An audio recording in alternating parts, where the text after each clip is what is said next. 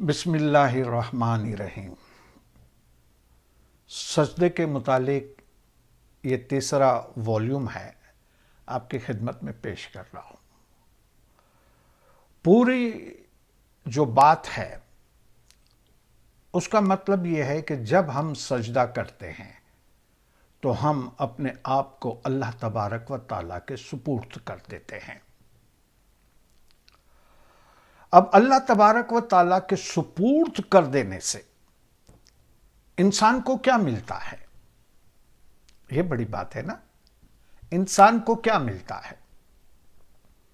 کیونکہ سیاسی لیڈرز کا چمچہ بن جاتا ہوں، اس کا مرید بن جاتا ہوں، اس کو اپنے آپ میں سپرد کر دیتا ہوں، وہاں سے مجھے کیا ملتی ہے؟ دنیا کا پیسہ، دنیا کی جاہ و جلالی، سب ختم ہو جائے گا، ایک دن ختم ہو جائے گا۔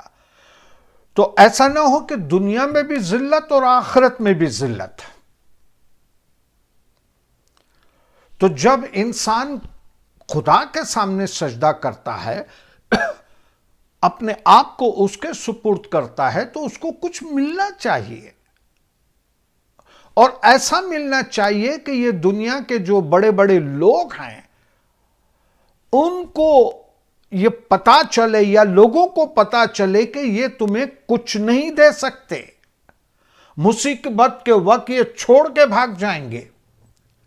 انہوں نے اپنی دنیا اور آخرت دونوں برباد کی ہے، تم اپنی دنیا اور آخرت کیوں برباد کرتے ہو؟ خدا نے تمہیں عقل دی ہے، سوچو۔ اور یہی سوچنے کا مقام ہے کہ جب انسان خدا کے سامنے جھکتا ہے، خدا کے سامنے اپنے آپ کو سپرد کر دیتا ہے، تو خدا بھی اس سے راضی رہتا ہے، خوش رہتا ہے۔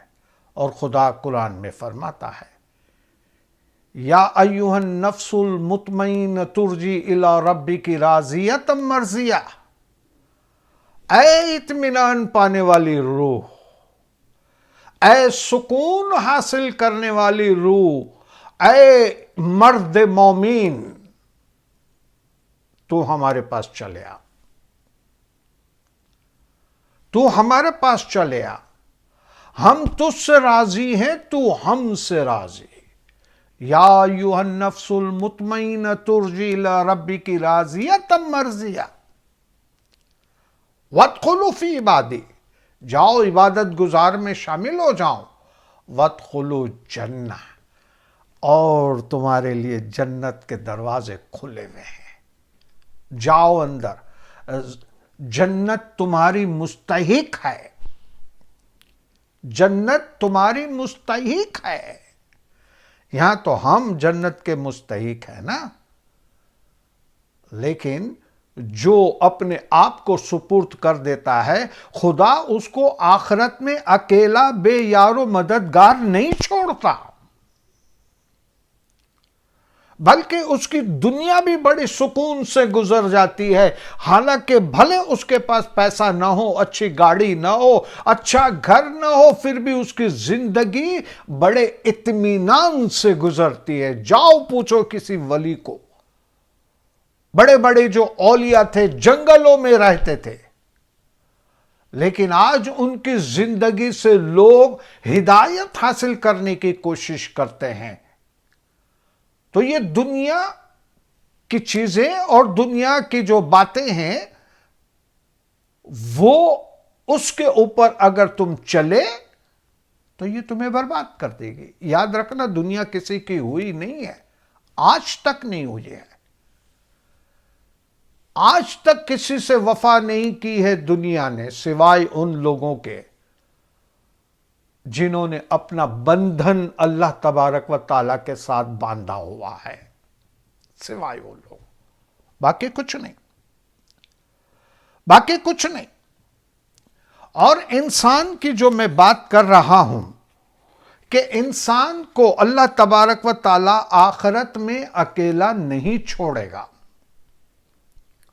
اور سب سے بڑے میں بڑی جو فکر ہے جو انسان کو ہونی والی ہے، ہونی چاہیے، لازمن ہونی چاہیے وہ ہے فیصلے کا دن، قیامت کا دن۔ اب جب قیامت کے دن کی ہم بات کرتے ہیں تو ہمارے ذہن کے اندر ایک چیز آتی ہے، قیامت تو خیر جب مطلب آئے گی اور ہم جب اٹھیں گے ہمارا کیا حشر ہوگا وہ تو خدا ہی جانتا ہے، لیکن یقین کریں کہ دل بھی گواہی دیتا ہے کہ بچوں جتنا جھوٹ بولنا ہے بول لو، جتنا دھوکہ دینا ہے دے دو، جتنا دوسروں کا مال کھانا ہے کھا لو، جتنی بے ایمانی کرنی ہے کر لو۔ بچوں آخرت میں کہاں جاؤ گے چھوٹ کر؟ آخرت میں تو اللہ ہے، اللہ تمہارے سے تل تل کا حساب لے گا۔ بلکہ کبھی کبھی جیسے آپ دیکھیں یہ حقیقت، dead people receive more flower than the living means. جو مردہ انسان ہے، جو انسان مر جاتے ہیں، ان کو بہت زیادہ پھول پیش کیے جاتے ہیں، یعنی پھول ان کی قبروں میں ڈالے جاتے ہیں بنسبت جو زندہ ہے اس کے۔ یعنی پھول کسی کو کسی کی شادی میں یا کسی کی بات میں کتنے دیں گے لوگ، لیکن مرنے والے کے پیچھے بہت سارے پھول جاتے ہیں۔ تو کہتے ہیں کہ dead people receive more flower than living ones because regret is stronger than gratitude. Regrets یعنی ندامت جب انسان مرتا ہے تو دوسرے انسان کو یعنی ایک میسج ملتا ہے، ایک لیسن ملتا ہے کہ دیکھو یہ گیا ہے تمہارا بھی نمبر آنے والا ہے، اور جو گیا ہے اس کے ساتھ میرے تعلقات کیسے تھے، اس کی زندگی میں کیا میں نے اس سے معافی مانگی، کیا میں نے جو ان کا دل دکھایا وہ میں اس سے معذرت کر کے دل کو صاف کر سکا؟ نہیں، تو یہ ندامت ہے۔ تو ندامت مور اسٹرانگر دین گریٹیٹیوڈ، ندامت جو ہے وہ زیادہ پاورفل ہے۔